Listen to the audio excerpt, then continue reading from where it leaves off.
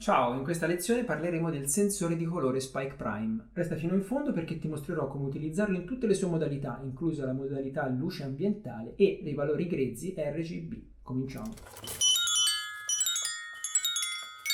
Il professor Mattoncini! Il sensore di colore LEGO Spike Prime ha diverse modalità di funzionamento: riconoscimento dei colori LEGO standard, lettura dell'intensità della luce riflessa misurata in percentuale, lettura dei dati grezzi delle tre componenti cromatiche rosso, verde e blu, e una modalità in cui può essere misurata la luce ambientale, cioè il sensore funziona a LED spenti, ma è una modalità attualmente non accessibile nell'app Spike 3. Il sensore ha tre luci che illuminano l'oggetto da misurare e ci fornisce un numero corrispondente al colore specifico: 0 per il nero, 1 per il magenta, 3 per il blu, 6 per il verde, 7 per il giallo, 9 per il rosso, 10 per il bianco, meno 1 per nessun colore rilevato. Questa modalità è l'ideale per creare un robot che rileva i colori e agisce in maniera diversa a seconda del colore che ha visto. Un'altra modalità è la lettura della luce riflessa. Le luci del sensore illuminano la superficie che rifletterà di più se è chiara e di meno se è scura.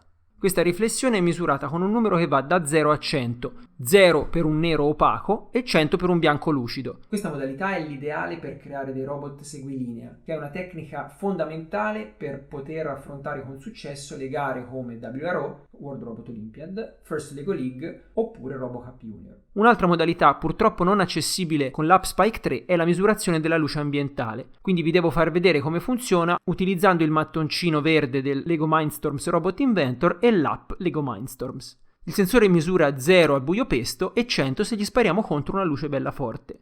L'ultima modalità che vi volevo mostrare è quella più avanzata, che ci permette di leggere le tre componenti cromatiche RGB, ovvero red, green, blue, rosso, verde e blu.